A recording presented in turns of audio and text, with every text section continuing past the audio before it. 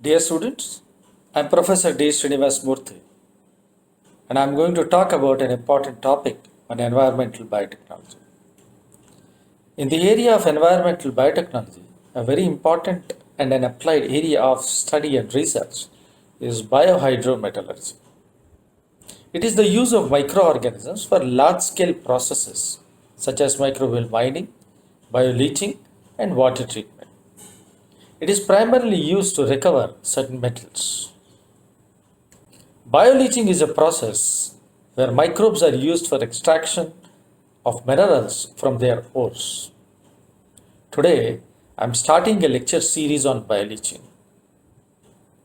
Rather than a small and concise presentation, I chose to make a series of descriptive lectures to include all the basic concepts of this topic. This is a comprehensive series in parts and it shall include all the elements of this topic.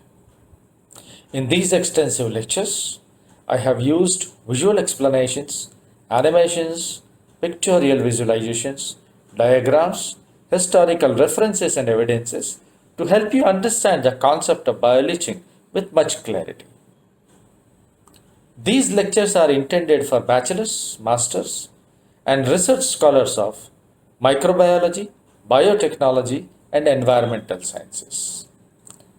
Let us see which aspects of bioleaching are covered in these lectures.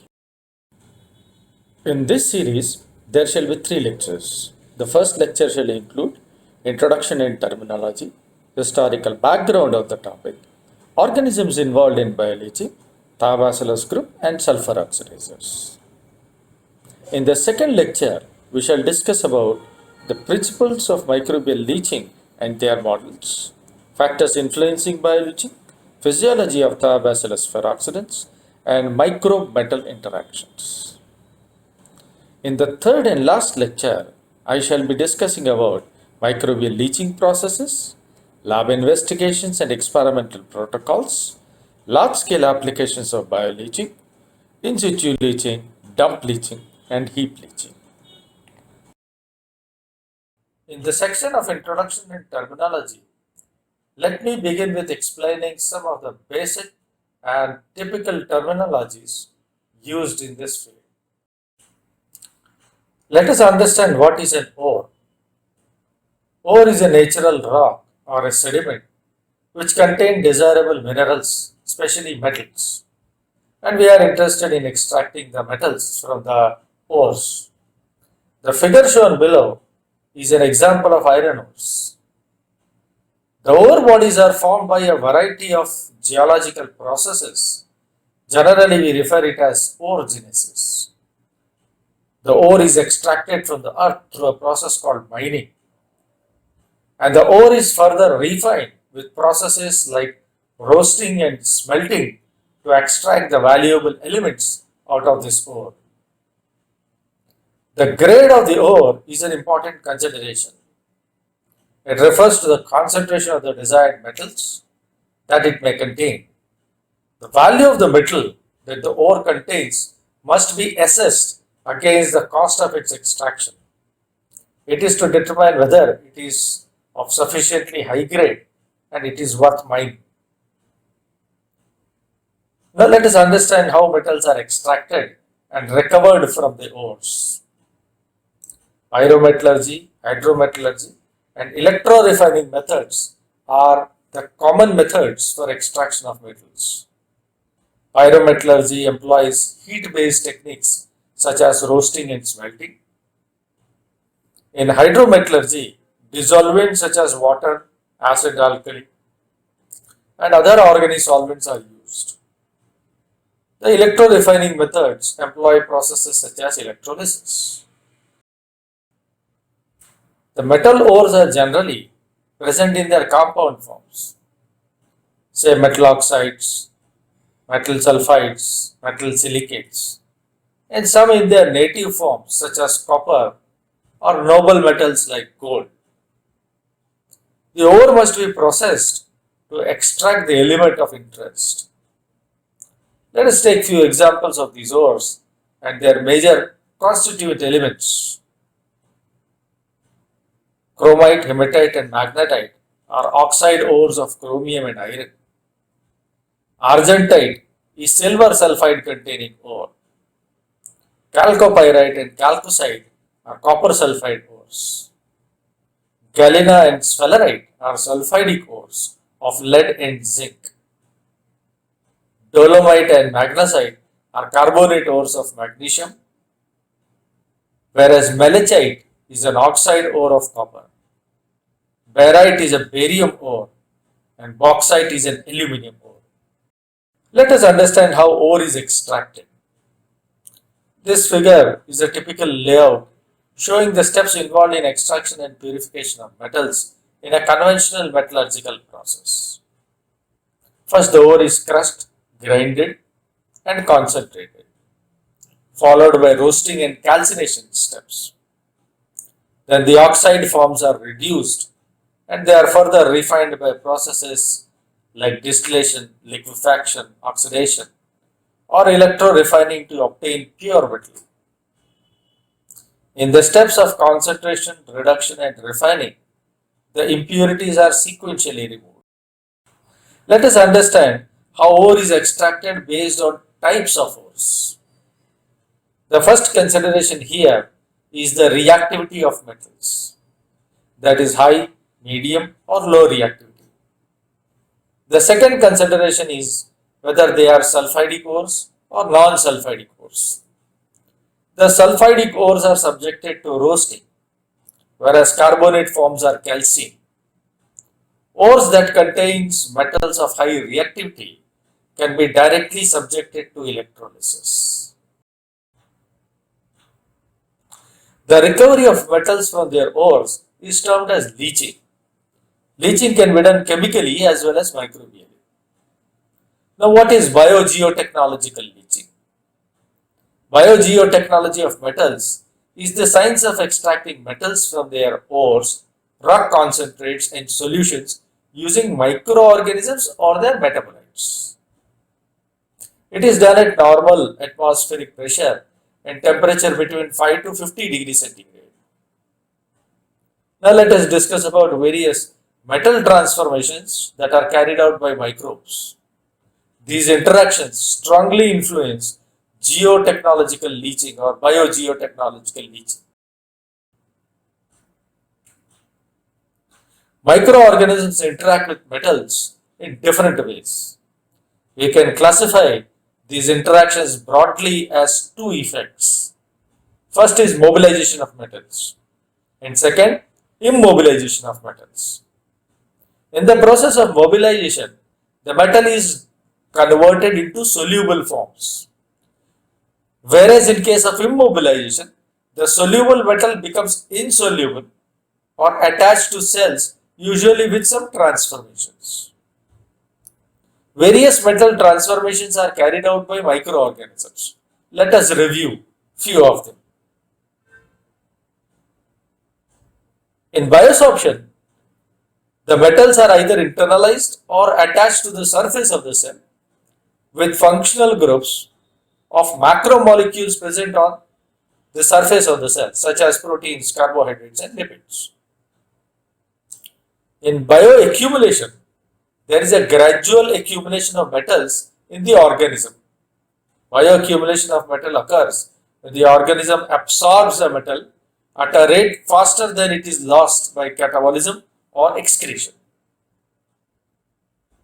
In bioprecipitation, the metabolites produced by microorganisms react with metals present in the surroundings and form metal precipitates.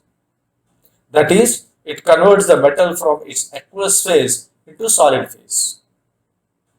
Carbonate precipitation, sulfide precipitation, phosphate and hydroxide precipitation are commonly observed phenomena in nature. In bioreduction, especially in anoxic conditions, many organisms produce electron donors such as acetate, lactate, or ethanol. These electron donors aid in bioreduction by precipitation of metals. In case of bioleaching, it is reverse. Here, the solubilization of metals takes place. In heterotrophic leaching, fungi and bacteria utilize organic compounds and produce metabolites to solubilize metals. In chemolithotropic leaching, sulfur oxidizers produce sulfuric acid and form metal sulfates, and iron oxidizers oxidize ferrous iron to ferric iron. Thus, mineral solubilization of ore occurs. In reductive mineral dissolution, the ferric iron produced by iron oxidizers in turn act as an oxidant and solubilize metal sulfides to metal sulfates. What are different types of raw materials amenable for the process? There are two major sources of minerals. Firstly, terrestrial or land deposits. But unfortunately, they are exhausted due to excessive mining activities since last 150 years. Secondly, the marine deposits. These are being recently worked out. Manganese nodules and other minerals from the marine sediments are being extracted now. Why do we need biology? It is because for the sustainable development in the future, we shall need to reduce our dependence and demands on non-renewable raw materials and also on our primary resources. Therefore, new resources for metal recovery must be developed, that too with the help of novel and emerging technologies. In addition to that, if improvements are made in the already existing mining techniques, higher metal recovery can be achieved. We have to look for sources that have not been of economic interest until now, such as low-grade ores and metal recovery from sources such as municipal solid waste. The metal winning processes are based on the metabolic activities of the microorganisms. There is a possibility to obtain metals from mineral resources not accessible by conventional mining. Say in case where the cost of mining is too high, or using sources where the quantity of metal is too less. Why bioleaching? Because we know that many microbes such as bacteria and fungi have an ability to convert metal compounds into their water soluble forms, and these microbes act as biocatalysts in leaching processes. Moreover, by applying microbial solubilization processes, it is possible to recover metal values from industrial and municipal waste. Now, these sources can serve as secondary raw materials for us. Remember that we are exhausting our primary resources, and we have to find new ways to use these secondary resources. Applications of bioleaching processes can be of immense help here. Now let us understand the terminology commonly used in this field. First and foremost is the term bioleaching.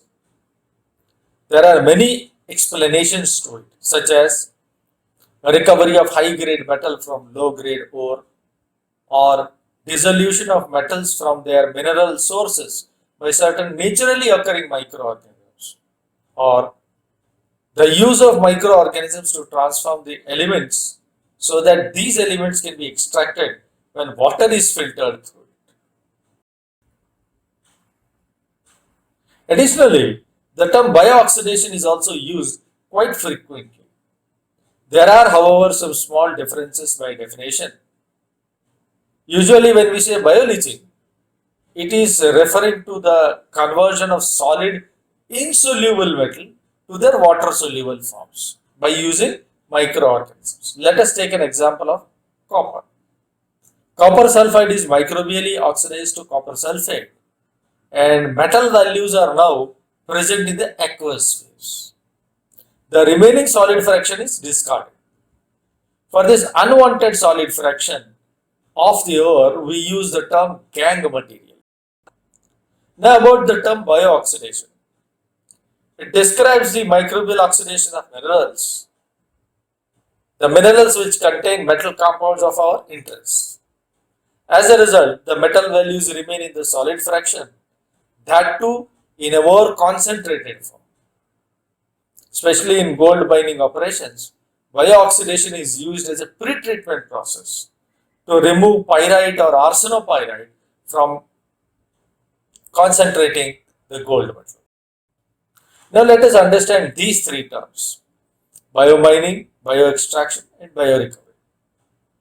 These terms are used to describe the mobilization of elements from solid material by using bacteria and fungi. Here, mobilization means movement into the aqueous phase, insoluble to soluble.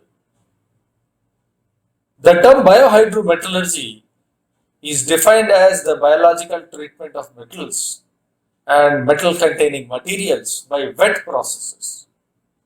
It also describes the extraction and recovery of metals from their ores by processes in which aqueous solutions play a predominant role. Historical background. In this section, let us review some key historical events that took place in this field, and let us understand how developments of the art took place over a period of time.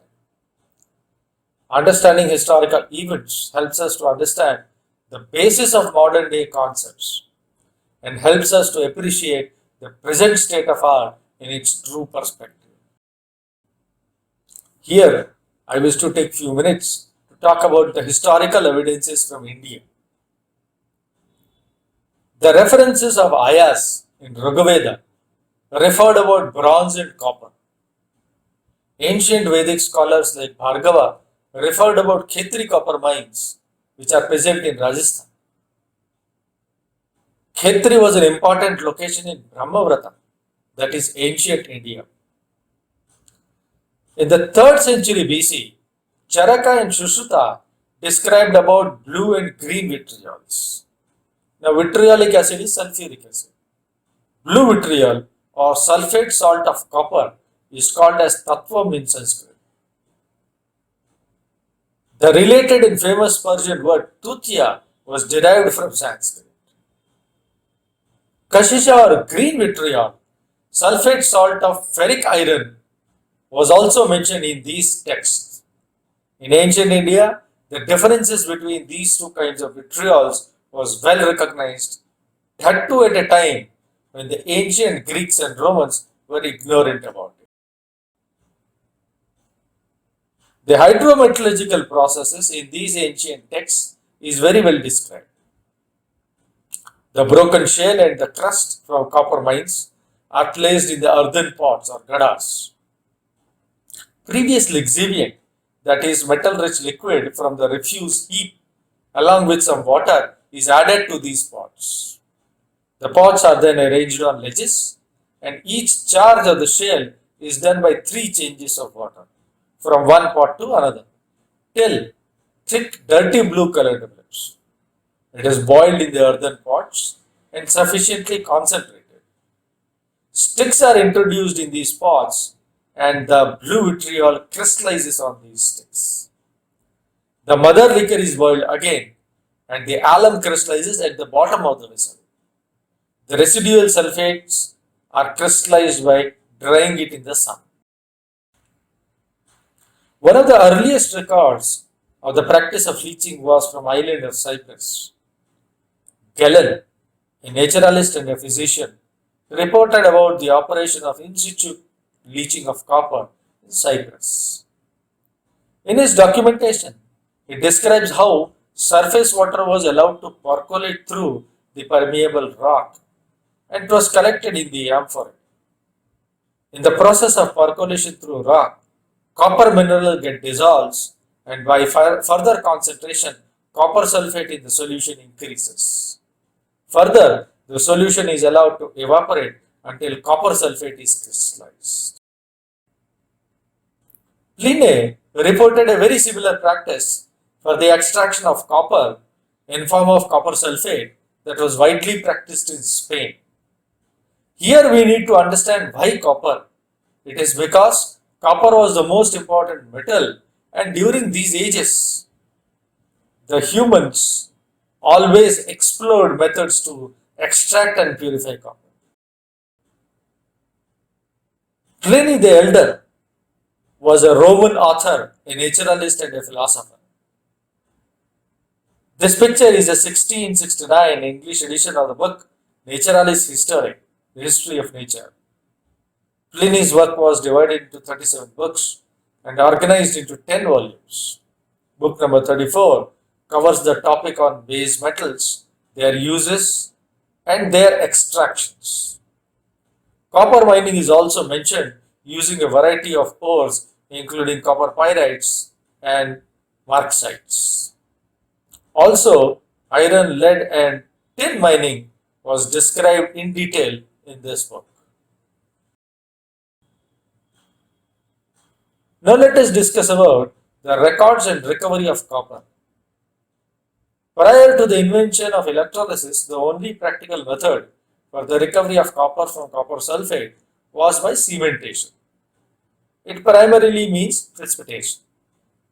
Cementation of copper was well known to the Chinese, as it was documented by Chinese king Luan. By 10th century, Chinese had implemented commercial scale production of copper from copper sulfate using cementation process. One of the most fascinating and spectacularly illustrated Renaissance books on science and technology is De Re Metallica by Georges Agricola, 1494 to 1555.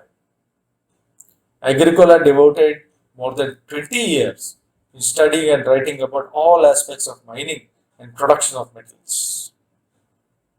Agricola's wonderfully illustrated volumes became the standard reference work on metal mining and production for next 200 years. The original Latin edition appeared in 1556. He wrote and published series of 6 books on this subject between 1546 and 1550. Book number 11 discusses about the recovery of silver from copper by liquidation as well as methods for refining copper. Book number 10 discusses about recovery of precious metals from base metals as well as separating gold and silver by acids. Book number 12 discusses about the use of salts, solvents, precipitates, bitumen and glass in extraction and purification of metals. This picture is about silver mining in Jiaojimstal 1548. It depicts all the activities of mining right from excavation to refining of copper. This picture is from book number 8. Agricola depicts here about preparing the ore for roasting, crushing, washing and recovery of gold using mercury. This picture is from book number 10. Agricola depicts here about the recovery of precious metals from base metals as well as separating gold and silver by using acid. This picture is from book number 12. Here Agricola depicts about salt, solvents, precipitates, bitumen and glass in extraction and purification of metals. In the Middle Ages, Philippus Aureolus Theophrastus Bombastus, also called Paracelsus, who was a Swiss physician, an alchemist and a philosopher of German Renaissance, he is credited as father of toxicology. He was probably the first to give the element zinc, zincum, its modern name in 1526, based on the sharp pointed appearances of crystals after smelting. Zinke means pointed in German. He described the cementation of copper as an example of transmutation. Mars to Venus. Mars means iron, golden yellow color. Venus means copper, blue in color. We know that chalcopyrite, that is copper iron sulfide, is a brassy golden yellow ore due to the presence of iron. And when iron is removed out, it turns blue due to the presence of copper. It is a beautiful description of transmutation given in this book, Aurora Thesauric Philosophorium. In English, Hauser edition of Paracelsus' work was published in 6 volumes in 1605. Now let us talk about the story of Spanish mines. Heap leaching of copper sulfides was carried out on an industrial scale in Rio Tinto mines in Spain. They used a process in which the ore was crushed, laid on gently sloping impervious pads, and the layers of the ores were alternated with beds of wood. Once the heap was constructed, the wood was ignited, resulting in the roasting of copper and iron sulfides. Thereafter, water is distributed over the top of the heap. As the water percolates through the heap, the copper and iron gets dissolved. Here, copper and iron sulfates are formed.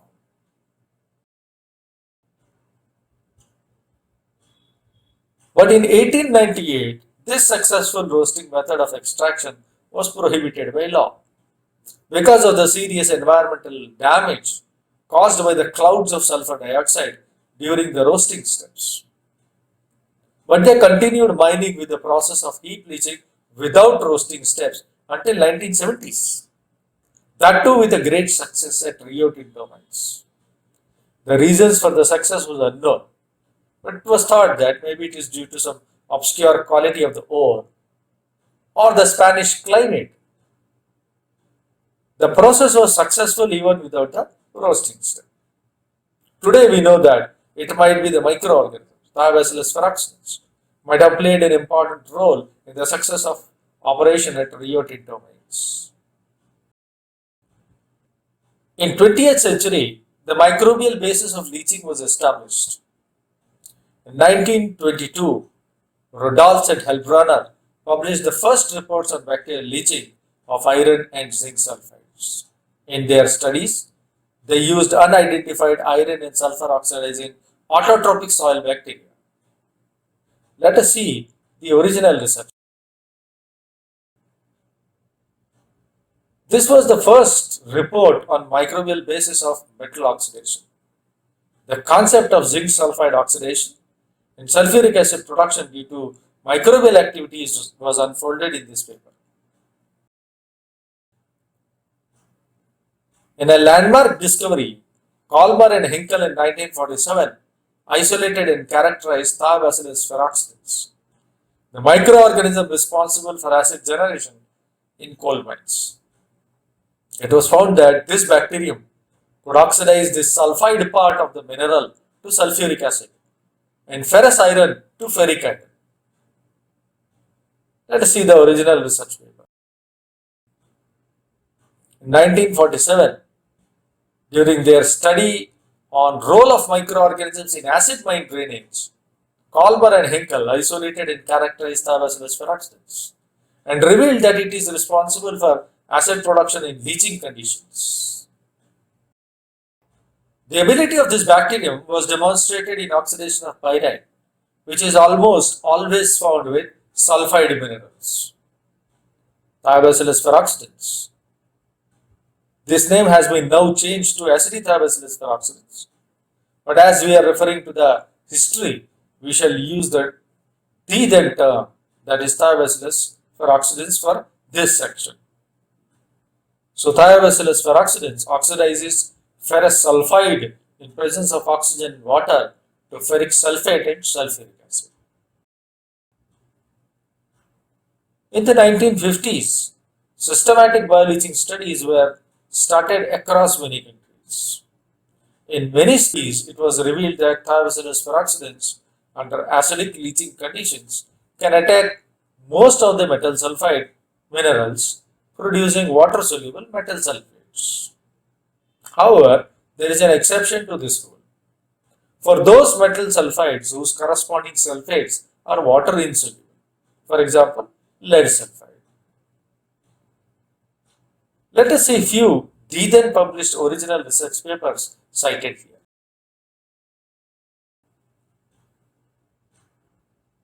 During this study in 1953, Temple and Delcamps revealed that microorganisms are responsible for acid production in coal mines, and pyrite from the coal is solubilized. Thiobacillus ferroxidans was responsible for acid production and pyrite oxidation in coal mines.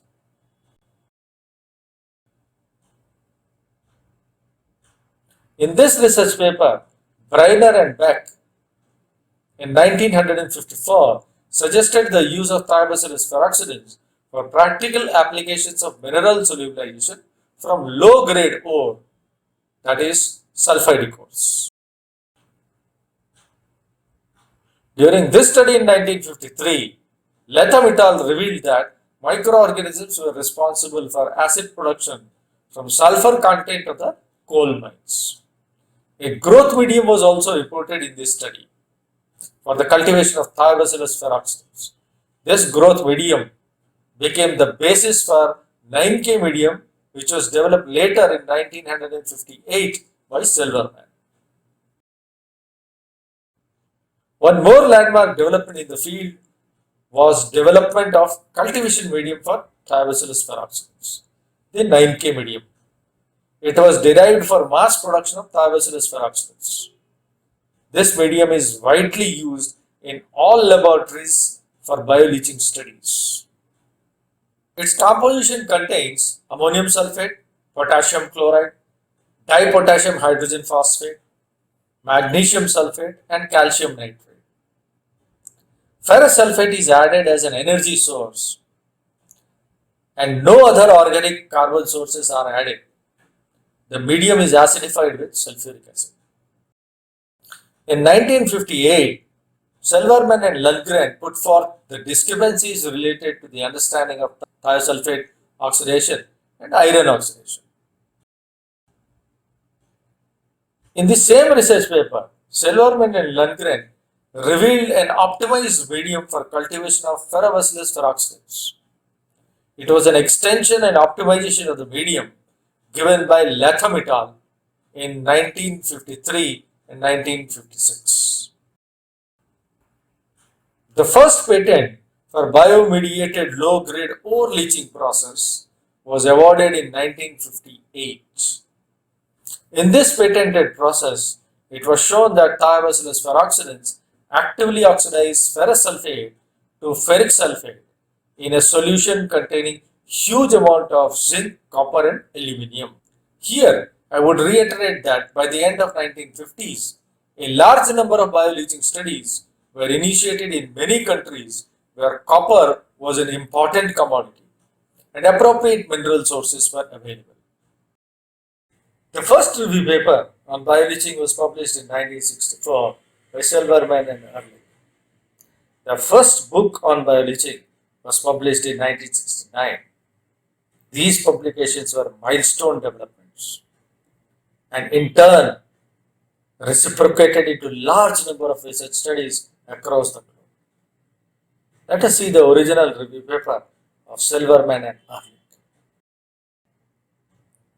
In 1964, Silverman and Ehrlich published the first comprehensive review on bioleaching. This review became the basis of understanding for microbial mechanisms of metal sulfide oxidations.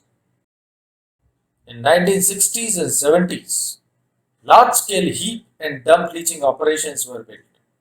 By providing the best conditions for the growth of the microorganisms, their beneficial effects were exploited for the dissolution of metals from mining waste. Also, for efficient recovery of copper from pregnant heap leach liquor, a cone-type iron precipitator was developed for the first time. Based on the understanding of thiobacillus species from the previous studies, the concept of direct and indirect models of bacterial leaching of metal sulfides were formulated.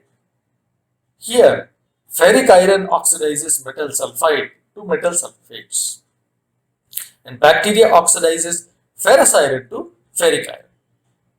Reaction number 2 in this figure represents the direct mode of bacterial leaching, and in indirect mode, ferric iron is the oxidant.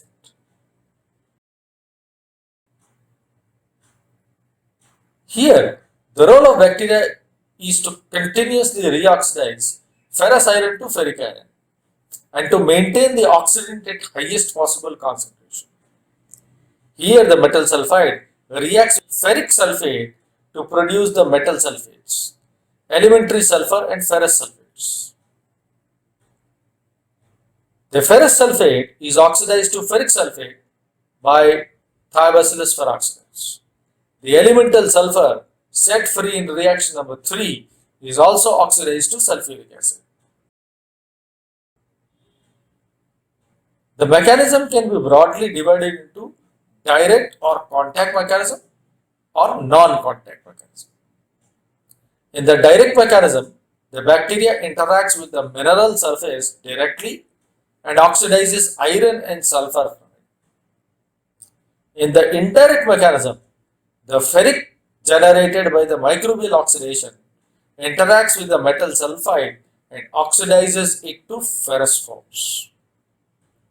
Cooperatively, the microbes keep on producing ferric oxidant and the indirect mechanisms continues to solubilize the. During microbial metal sulfide oxidation, there is a continuous deposition of sulfur on the surface. If the surface is covered with a layer of precipitated sulfur, it inhibits the bacterial attachment to the surface. The oxidation of elemental sulfur to sulfuric acid will not only dissolve sulfur but also other metals as their metal sulfate forms.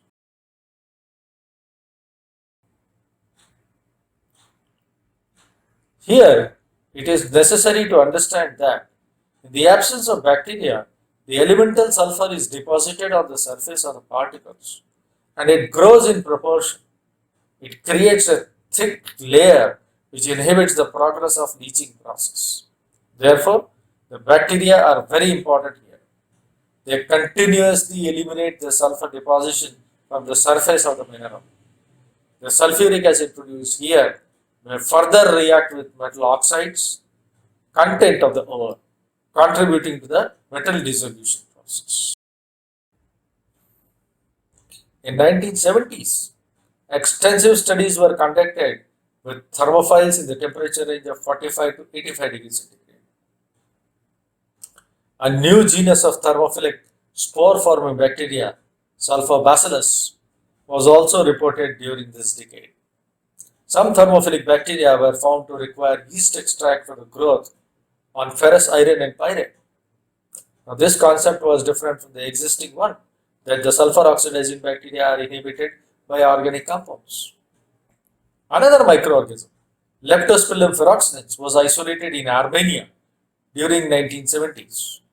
The leptospirillum was obtained from copper sulfide heap and dump leaching operations. It implies that these bacteria can coexist with other leaching organisms such as Thiobacillus feroxidens and Thiobacillus thapsus. In 1980s, genetic manipulations of leaching organisms were initiated. The purpose of these genetic manipulation studies were to develop specific metal extractions using microorganisms and to develop organisms which are capable of high rate of metabolic conversion and also resistant to the toxic elements released in the leaching environments. Also, after extensive studies, a mechanism for ferrous iron oxidation by Thiobacillus feroxidens was proposed in this decade. Now let us review a few examples of large-scale microbial leaching operations. In 1960s, dump heap leaching and in situ leaching of copper and uranium ores were started. In 1980s, the first heap bioleaching plant was commissioned in Lo Aguirre, Chile. It used thin layer leaching technique. In 1984, biological removal of cyanide and thiocyanate were initiated at Homestake gold mines in the United States. Conventionally, cyanide method is used for extraction and purification of gold. In 1985, in situ uranium heap leaching was carried out in Denison mines of Canada. They used intermittent flooding and forced aeration technique with improved microbial processes. In 1986, the first commercial refractory gold bioxidation plant was started at Fairview, South Africa, followed by bioreactor methods for extraction of gold. In 1993, Forced aeration on heap bioleaching systems was started in Girilambon, Australia. In 1995, bioheaps were started for extracting gold from sulfidic ores in Nevada, United States. In 1999, cobalt extraction bioreactor plant was started in Kasai, Uganda. From 1997 to 2000, bionic and biozinc extractors were developed for nickel and zinc bioleaching. In 2002, Mintec Bactec chalcopyrite concentrate bioleach plants were started in Mexico. In 2003, Billiton chalcopyrite bioleaching demonstration was done by Biocop BHP. Here I would indicate that Mintec and Billiton Biocop are the largest commercial technology providers for bioleaching. In 2004 and 2005, thermophilic 70 to 80 degrees centigrade stirred tank leaching of chalcopyrite concentrates was started in Chile. This is a Mintec high temperature copper heap leach pilot plant showing scientifically designed heap and a reservoir downstream. In 2008, bioheap leaching of polymetallic black schist containing nickel, zinc, copper, and precious metals was started in Talvivaara, Finland. In 2009, Mintec high temperature heap bioleach technology for chalcopyrite ores was demonstrated in Iran. Talvivaara's bioheap leach project is the world's first for nickel production. This is from polymetallic deposits that are present in eastern Finland. They are the largest known sulfide nickel resources in Europe, and the open pit mine is producing copper, zinc, and cobalt as byproducts of the process. This plant is being functional since October 2008.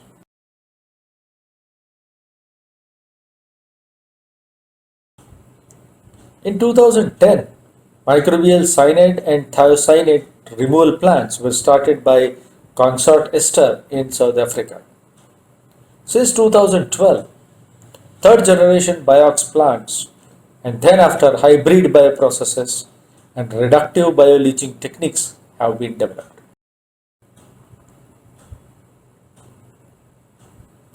These type of scientifically designed biox leach plants have been installed by Biocop BHP in Australia, South Africa, and Chile. Organisms involved in bioleaching. In this section, let us review about the organisms involved in bioleaching. Large number of organisms have been isolated from natural bioleaching environments. These microorganisms play a pivotal role in mineral solubilization. Let us review these important microorganisms. In bioleaching, microorganisms alter the physical or chemical properties of the metallic ore, and the metals can be extracted and recovered from their altered chemical forms. This process is usually applied to recover metals from ores that are not found to be suitable for direct smelting because of their low metallic content. Bacterial dissolution of metal sulfides is brought about by bacteria like Acidithiobacillus peroxidans, Leptospirillum peroxidans, Acidithiobacillus thioxidans, Sulfolobus species, and others. The microorganisms identified to be useful in bioleaching of different ores and for the recovery of metals have been listed in this table. From bacterial domain, various species of Thiobacillus, Sulfolobus, Arthrobacter, Ferrobacillus, Leptospirillum, Pseudomonas, Leptothrix, Bigeringia, and D-sulfovibrio have been isolated from bioleaching environments. Yeast like Candida lipolytica and fungi such as Aspergillus niger, along with algae such as chlorella species, have been observed in these environments. In writing the thiobacillus section for the second edition of Burgess Manual of Systematic Bacteriology, Kelly and Wood in 2000 have reassigned 8 species of thiobacillus in 3 new genera. These genera are Acidithiobacillus, Halothiobacillus, and Thermithiobacillus.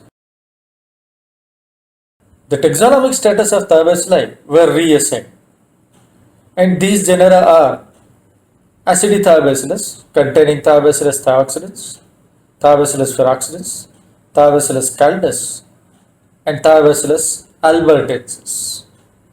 Second is Halothiobacillus containing Thiobacillus neapolitanus, Thiobacillus halophilus, and Thiobacillus hydrothermalis. The third is Thermithiobacillus. It contains Thiobacillus tepidarius.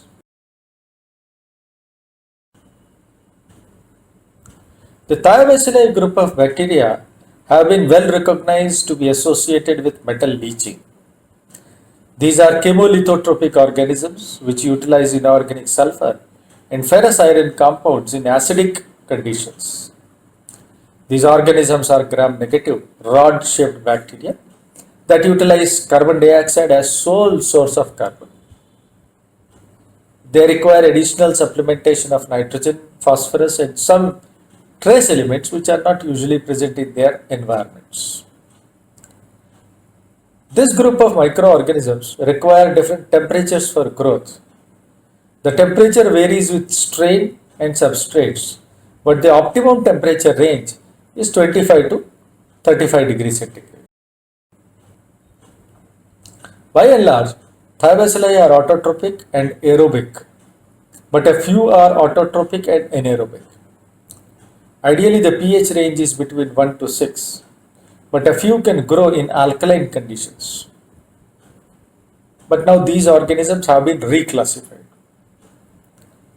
Thiobacillus oxidizes reduced forms of sulfur, such as sulfide elementary sulfur, thiosulfate, and polysulfates. Acidithiobacillus feroxidans can oxidize ferrous, and Thiobacillus thiocyanooxidans can oxidize reduced nitrogen. As shown in the table, Leptospirillum feroxidans, Leptospirillum ferripillum, and Acidimicrobium feroxidans are sole iron oxidizers. Acidithiobacillus feroxidans, sulfolobus species, thermosulfidooxidans are iron sulfur oxidizers. Acidithiobacillus thioxidans, Acidithiobacillus caldus are sole sulfur oxidizers. All thermophilic archaea are iron sulfur oxidizers. The pH range of all iron sulfur oxidizers is in the range of 1 to 3.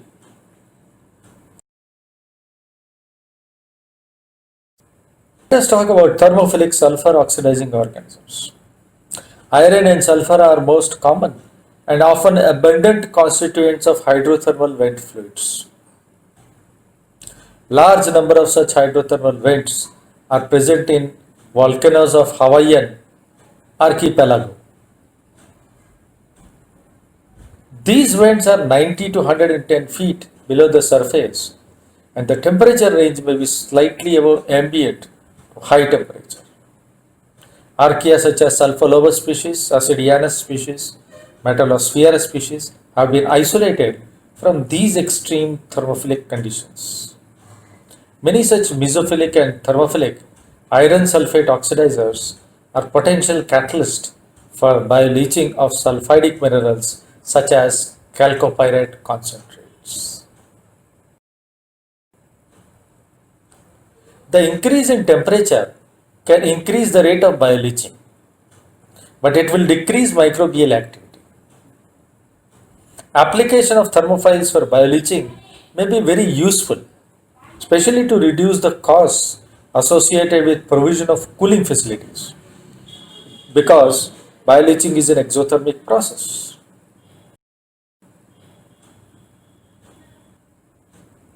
As shown in the animation, Acidothioabacillus thioxidants derive energy by oxidizing reduced sulfides and use carbon dioxide as the sole source of carbon. The sulfides are oxidized to sulfate. Also, elemental sulfur, thiosulfate, and tetrathionate are oxidized to their sulfate forms. Acidithiobacillus peroxidants derive energy by oxidizing ferrous iron to ferric iron and use carbon dioxide as sole source of carbon. Ferric iron is present as ferric hydroxides.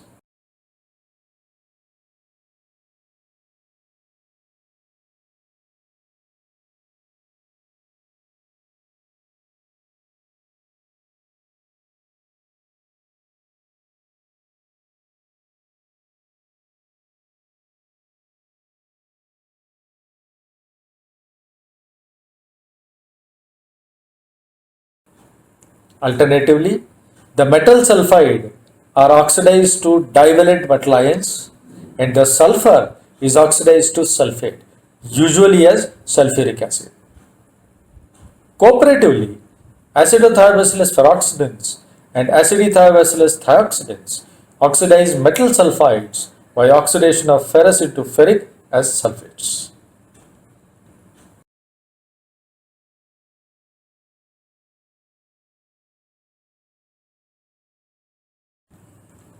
Now let us see the diversity of sulfur oxidizers in bioleaching environments. As discussed before, the prokaryotes oxidize hydrogen sulfide, elemental sulfur, sulfide, thiosulfate, and various polythionates under alkaline, neutral, or acidic conditions. The aerobic sulfur oxidizing prokaryotes belong to genera Acidianus, Acidithiobacillus, Aquaspirillum, Aquafix, Bacillus, Bagiatoa, Methylobacterium, Paracoccus, Pseudomonas, Starkega, Sulfolobus, Thermithiobacillus, etc. These organisms show mesophily and moderate to extreme thermophily. The Thiobacillus and Xanthobacter species are mainly mesophilic. The phototropic anaerobic sulfur oxidizing bacteria are mainly neutrophilic and mesophilic. They belong to genera like Allochromatium, Chlorobium, Rhodobacter, Rhodopseudomonas, Rhodovolvum, and Thiocapsa. All these species can fix carbon dioxide by the means of the Benson-Kelvin cycle and are capable of autotropic growth. Now let us study how bioleaching is done. In this section, let us understand the basic principles and concepts of some methods. We shall discuss these methods in depth in the third lecture, when I will discuss about large-scale applications. Microbial leaching of ores primarily depend upon bacterial processes. We know that bacterial activities also cause the natural weathering of sulfidic minerals. If we understand these phenomena and know what exactly happens in this natural process, we shall get an idea of how to apply these natural processes of ore leaching at practical scale.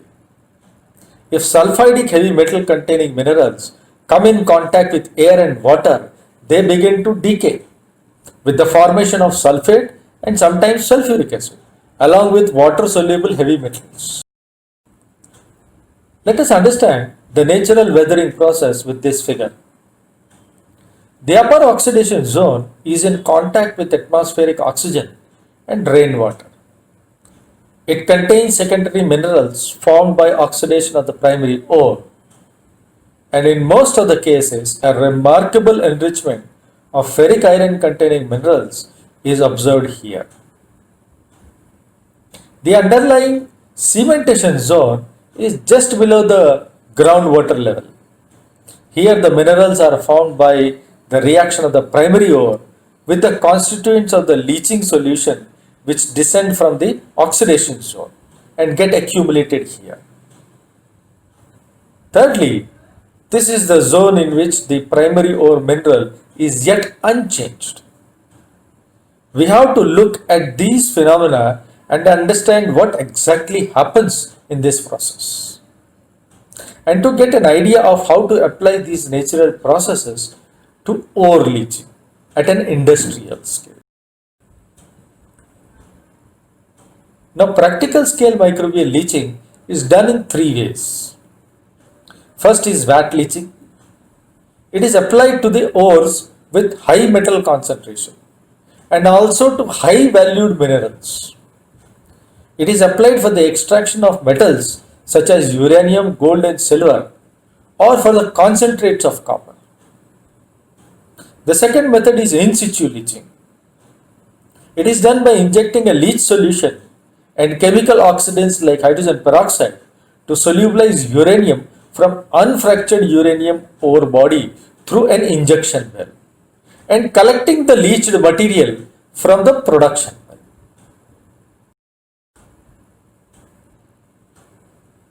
As shown in the figure, the liquid containing medium and inoculum is pumped into the ore body through the injection well. The metal-rich liquid is collected in the lower regions below the ore body and is pumped out from producing well. The producing well is like a reservoir. As shown in the animation, the growth medium along with the inoculum is now pumped into the ore body from various channels called injection wells. The metals are solubilized and percolate through the rock into the reservoir. Once the percolation has happened, the lixiviant or metal-rich liquid is pumped back from the production well. The liquor is conditioned to extract metals and it is pumped back into the injection well along with some fresh medium and inoculum. This process is continued till sufficient metal has been extracted from the ore body. The third method is heap and dump leaching. These are most commonly used methods at large scale. These are mainly employed with the waste material and also with discarded residues obtained from conventional mining. These dumps are up to 1200 feet in height and about 4 billion tons in weight. They are usually piled from the waste residues near primary mining site. Water is passed over these piles. Acidithiobacillus like organisms are ubiquitous, so they are usually present in these dumps. Thus, inoculation as such is not required, but to improve the recovery, they are often added. The area on which these heaps are built are usually covered with clay or asphalt.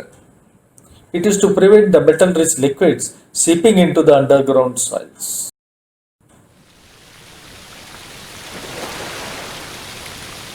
As shown in the animation, a dump near the mining site is created on the slope. The liquid medium is passed over the dump. It also may be aerated to allow maximum microbial activity and to avoid formation of anaerobic zones. The liquid slowly percolates through the minerals present in the dump, and dissolved metal slowly increases as the liquid percolates downwards and become dark in color due to increased metal concentration.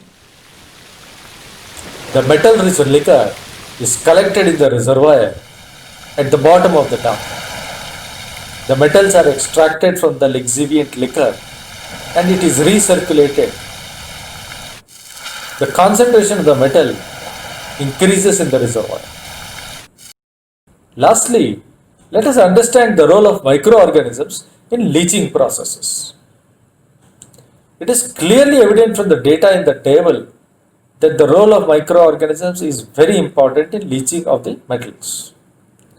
Without addition of the bacteria, only 5 to 34% metal could be recovered, whereas with the addition of the bacteria, 45% to 100% recovery was achievable. Dear students, this is the end of the first lecture. We shall meet in the second lecture very soon.